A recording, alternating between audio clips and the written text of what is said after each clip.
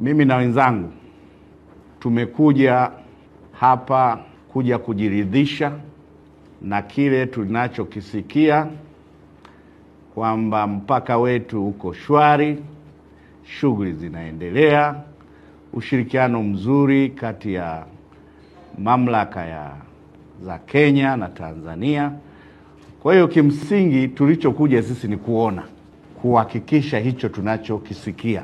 Na pia Rais wetu Dr. Samia Suluhu Hassan ametamka kwamba baada ya uchaguzi shughuli sasa zirejee na tuendelee na mambo mengine. Na shughuli moja hapo ni biashara kati ya Kenya na Tanzania kupitia mpaka huu ziendelee. Kwa hiyo la kwanza, kwa niaba ya wenzangu kamati ya ulinzi na usalama ya mkoa, tunatoa shukurani na pongezi kwa watendaji wote wa taasisi zote Kenya na Tanzania mlioko Namanga kwa kazi kubwa ambayo mmeendelea kuifanya. Nimepewa taarifa kwamba tarehe 29, 30 wote kwa pamoja mlisimama pamoja kuhakikisha mpaka unakuwa salama, kuhakikisha uhusiano wetu wa nchi mbili unaendelea kuwa mzuri, lakini kuhakikisha wananchi wetu wanaendelea kufanya biashara katika mpaka huu kwa hali ya usalama. Hilo ni jambo jema sana. Na mimi kama mkuu wa mkoa wa Arusha, kwa kweli mnifikishie salamu upande wa Kenya kwamba tunawashukuru sana. Mmefanya kazi nzuri, mmeonyesha umoja na malengo ya pamoja.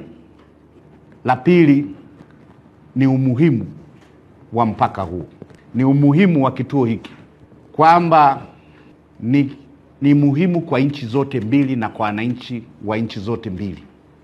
Kwa hiyo kutetereka kwa mpaka huu maana yake kuna athari ya mahitaji ya wananchi wa nchi zote mbili.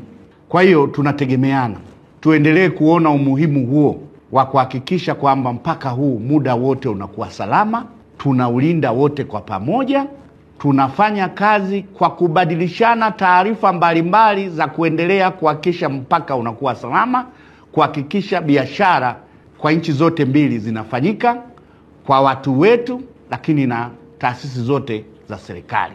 Na kwa niaba ya wenzetu upande wa Kenya, letu ni kuhakikishia kwamba kazi yetu hapa ni kuhakikisha kwamba boda iko na amani na kuna uwiano, tunaishi pamoja ili biashara iendelee, kwa sababu bila hiyo amani ni kumaanisha biashara itakuwa na shida. Na hivyo tu ndio tutaweza kusaidia jamii zetu kujiwezesha na pia kujikuza kwenye ile tunasema economic status.